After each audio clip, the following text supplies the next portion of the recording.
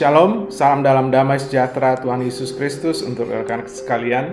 Renungan pada saat ini saya beri judul ketika gadget menggantikan posisi Tuhan atau posisi Dia. Yang pertama, saya membagi renungan ini dalam beberapa bagian. Yang pertama, ilustrasi kini. Tiga hal, definisi, aplikasi, dan konsekuensi. Definisi gadget adalah sebuah alat elektronik atau mekanik, seringkali ukurannya kecil untuk penggunaan praktis yang mempermudahkan banyak hal dan seringkali dianggap sebagai pembaharuan. Kemudian aplikasi. Dua hal juga, penggunaan praktis. Kita dapat menggunakan gadget kita untuk belanja online, beli tiket online, dapat menggunakannya untuk membantu menuju suatu tempat dengan Google Map, mempermudah pengaturan uang, pengaturan pekerjaan dengan memakai Excel, Word, PowerPoint. Kemudian kita juga dapat mencek investasi kita setiap saat di setiap hari.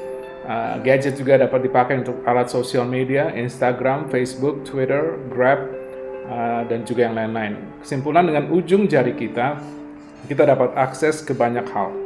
Kemudian pembaharuan, dengan mempunyai gadget kita dianggap mengikuti zaman atau mengikuti tren saat ini. Konsekuensi, ada beberapa hal. Konsekuensi lucu, yang pertama lucu, pernah satu kali saya melihat satu keluarga dalam makan malam mereka di sebuah restoran yang seharusnya menjadi waktu untuk keluarga bertemu, tetapi ayah sibuk di gadgetnya, di HP-nya, ibu juga sibuk melihat HP, dan anak-anak juga ada di HP. Dan konsekuensi yang lebih serius, saya pernah mendengarkan kesaksian seorang supir taksi Bluebird yang mengatakan kadang-kadang dia menabrak Grab, baik itu mobil ataupun motor, karena supir-supir Grab ini sibuk memperhatikan gadgetnya. Kemudian ada konsekuensi yang sangat serius. Gadget bila disalahgunakan mempengaruhi relasi dengan orang terdekat. Gadget membuat yang jauh jadi dekat dan yang dekat menjadi jauh, menjadi sangat-sangat individualistik. Kemudian gadget mempengaruhi relasi dalam pernikahan, mempengaruhi relasi dengan anak-anak, mempengaruhi relasi dengan uang, mempengaruhi relasi sosial. Tingkat kriminalitas juga semakin tinggi karena gadget, mempengaruhi kehidupan pribadi. Kemudian juga mempengaruhi relasi dengan Tuhan. Bukannya kita bangun pagi-pagi untuk saat teduh, tetapi kita melihat gadget kita.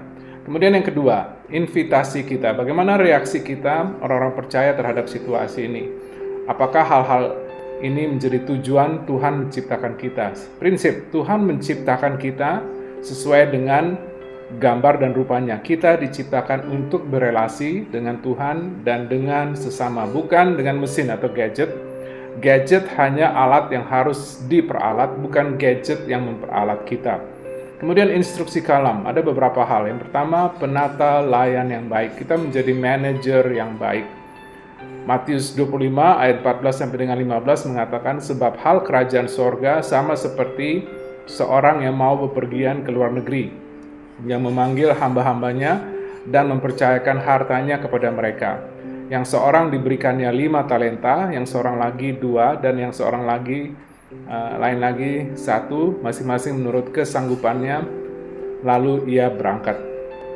Berarti kita harus menggunakan gadget kita dengan bertanggung jawab, karena akan diminta pertanggungjawaban.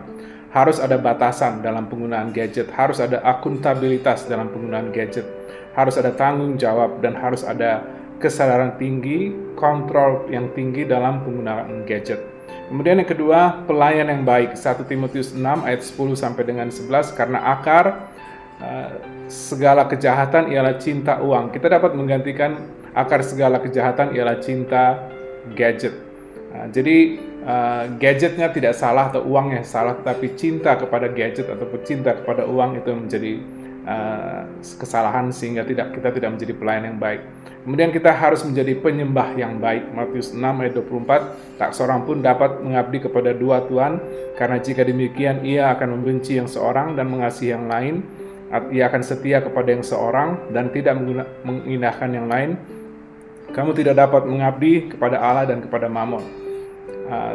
Mari kita letakkan Tuhan yang pertama dan terutama dalam kehidupan kita, bukan gadget atau yang lain.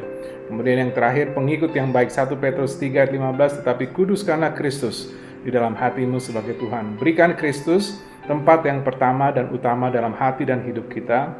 maka semua relasi-relasi akan ada di tempat masing-masing dengan baik, termasuk gadget kita. Tuhan Yesus memberkati pemberitaan dan penerapan firman-Nya. Haleluya. Amin.